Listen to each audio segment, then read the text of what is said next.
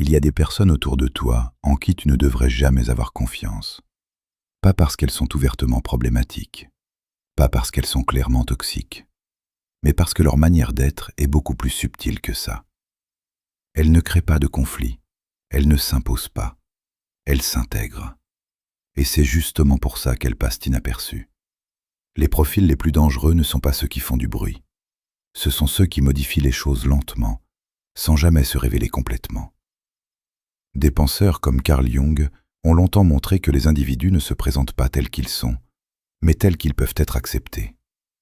Et si tu ne fais pas attention à ça, tu peux accorder ta confiance à des personnes qui ne devraient jamais l'avoir.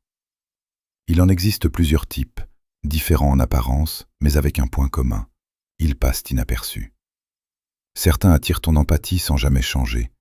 D'autres te donnent l'impression de te comprendre sans jamais vraiment se révéler. Ces mécanismes sont discrets, jusqu'à ce que tu les identifies à travers 6 profils très précis.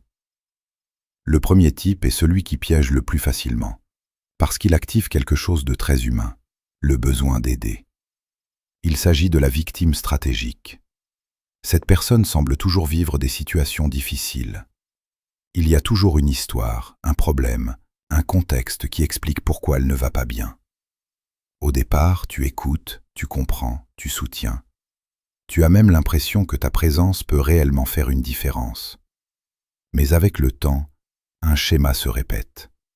Les situations changent, les personnes autour d'elle aussi, mais le résultat reste le même. Rien ne s'améliore durablement. Et surtout, la responsabilité ne lui appartient jamais. Dans la réalité, ça se manifeste souvent par des conversations qui tournent en boucle, des conseils ignorés et un sentiment diffus que tu dois rester présent, sinon tu serais celui qui abandonne. Ce qui paraît être de la fragilité devient progressivement une position. Et cette position lui donne quelque chose de très précis, une influence sur ton comportement. Tu t'adaptes, tu donnes plus, tu expliques davantage.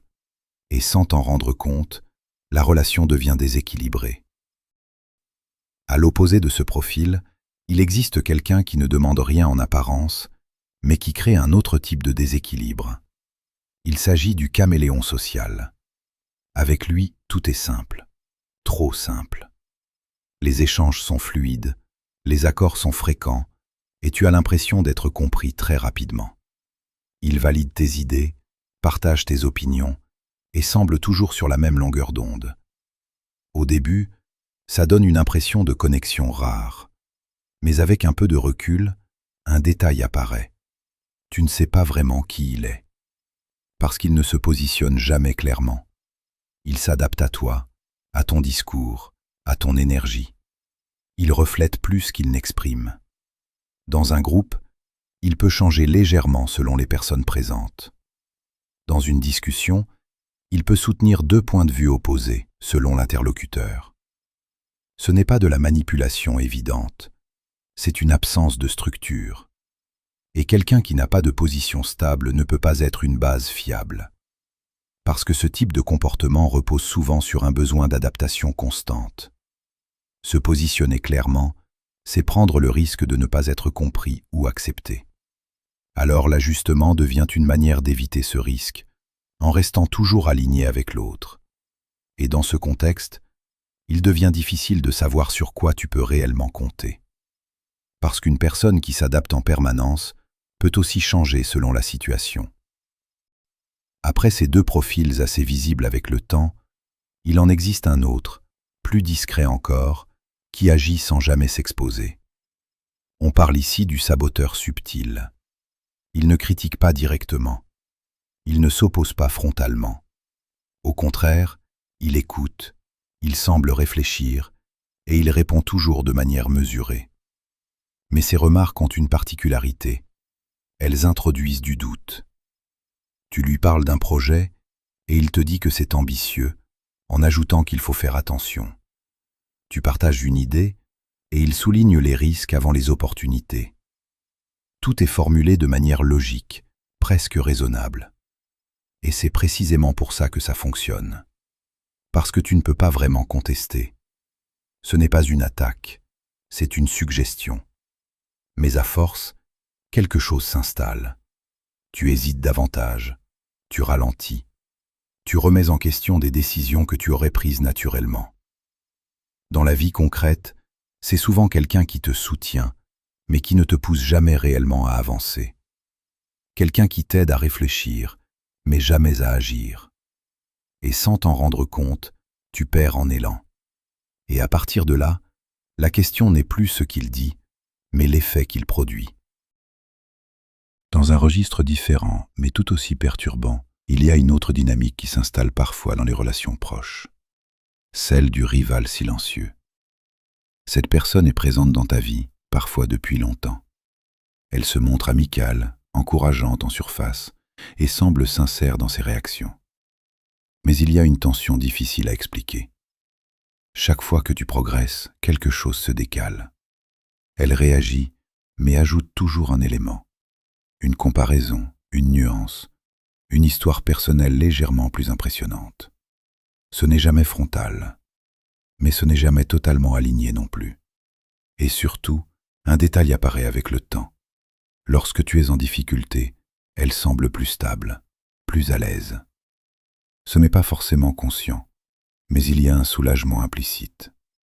Dans des situations concrètes, cela peut se traduire par des compliments ambigus, des réactions légèrement décalées, ou une présence qui dépend de ta position. Tu continues à lui faire confiance, alors qu'elle te perçoit comme une référence à dépasser. Et cette dynamique, sur le long terme, crée une forme de déséquilibre que tu ne peux pas construire sereinement. Il y a un profil encore plus difficile à remettre en question, parce qu'il semble, en apparence, plus avancé que toi. C'est ce qui correspond au profil du mentor dominant. C'est quelqu'un de calme, posé, qui parle de compréhension, d'évolution, de recul. Il semble maîtriser ses émotions, analyser les situations avec clarté et avoir toujours une lecture plus élevée. Au début, tu peux même le considérer comme une forme de repère. Mais progressivement, un mécanisme s'installe. Chaque désaccord devient un problème chez toi. Chaque émotion que tu exprimes est interprétée comme une réaction. Chaque remise en question est renvoyée à un manque de travail personnel. Dans la vie réelle, cela donne des échanges où tu ressors avec plus de doute que de clarté. Tu as du mal à t'affirmer sans te sentir moins évolué.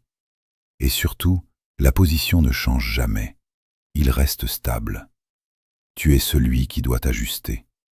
Ce n'est pas une discussion, c'est un rapport de position. Et quand quelqu'un ne peut jamais être remis en question, il ne peut pas être réellement digne de confiance. Enfin, il existe un dernier profil, souvent confondu avec de la sensibilité, et qui est probablement le plus déroutant. On parle ici du sensible contrôlant. Cette personne ressent beaucoup de choses. Elle capte les émotions, les ambiances, les non-dits. Elle peut sembler très connectée aux autres, très attentive, très présente. Et au départ, cette capacité crée une proximité forte. Mais avec le temps, une bascule s'opère. Tu commences à faire attention à ce que tu dis, à ton ton, à ton attitude. Pas par peur de conflit, mais pour ne pas la perturber. Elle exprime facilement ce qu'elle ressent, mais ses ressentis prennent beaucoup de place. Et progressivement, une règle implicite apparaît. Son état émotionnel devient une priorité. Dans des situations concrètes, cela peut se traduire par des discussions que tu évites, des réactions que tu retiens, ou une forme d'adaptation constante. Tu ne t'exprimes plus librement, tu ajustes, et ce qui ressemble à une relation devient une régulation permanente. Dans ce type de dynamique, la confiance devient difficile à établir, parce que l'équilibre repose sur ton adaptation constante.